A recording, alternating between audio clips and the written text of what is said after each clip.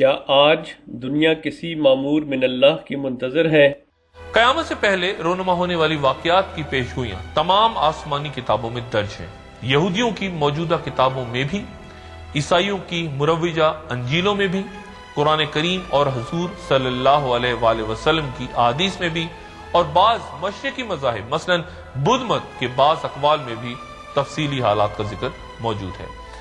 اس وقت دنیا جس تیز رفتاری سے انقلابی تبدیلیاں لا رہی ہے، ان کے پیش نظر پوری دنیا اپنے اپنے عقائد کے مطابق ایک ایسی شخصیت کے ظہور کے منتظر ہیں جو اس دنیا کے باشندوں کو ایک کلمے پر جمع کر کے یہاں امن و سکون اور عدل و انصاف کی حکومت قائم کرے۔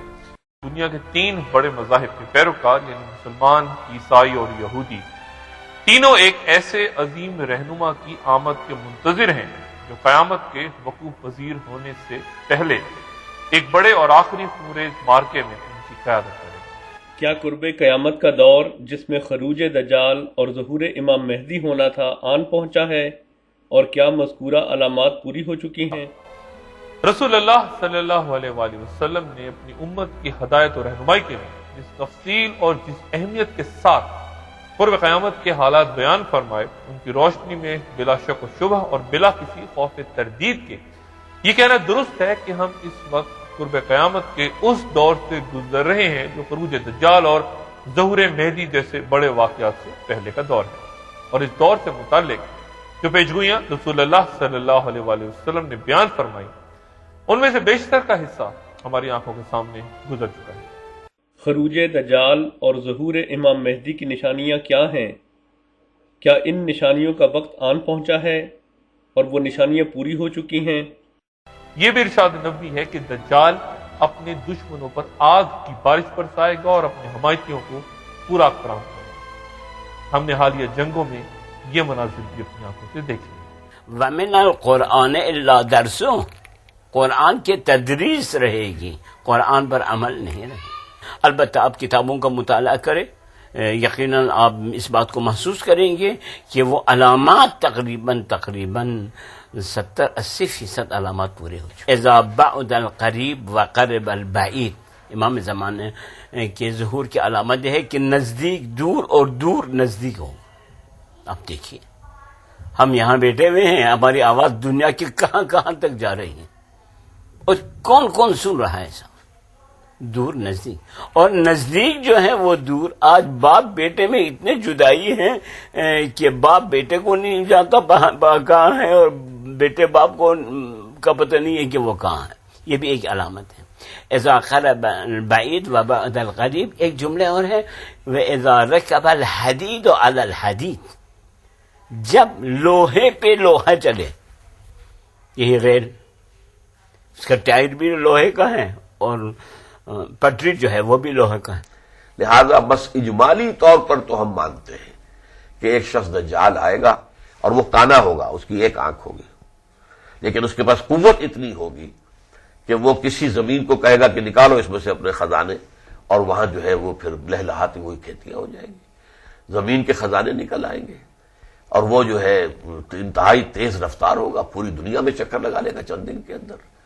پھر یہ کہ وہ رزق کے خزانوں کو اپنے قابو میں لے آئے گا کہ صرف اسی کو رزق دے گا جو اس کو تسلیم کرے کہ ہاں تو خدا ہے، اس کی خدائی کو تسلیم کرے۔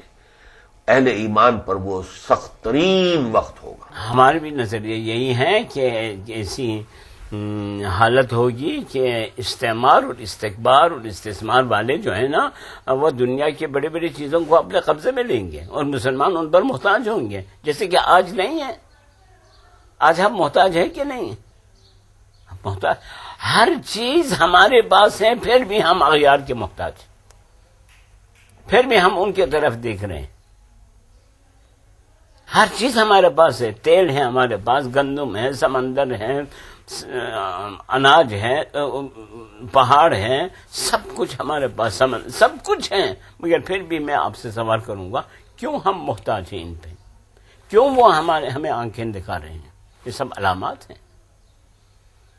اگر آپ غور سے ان کتابوں کو پڑھیں اور دیکھیے، ایک ایک علامت آپ کے سامنے ظاہر ہے، آپ سمجھے کیا دجال بھی آ گیا ہے، اور مسلمانوں میں جو تفرقہ ہے وہ بھی ہو چکا ہے۔ یعنی آپ کا نظریہ دجال آ چکا ہے؟ میں تقریباً آ چکا ہے.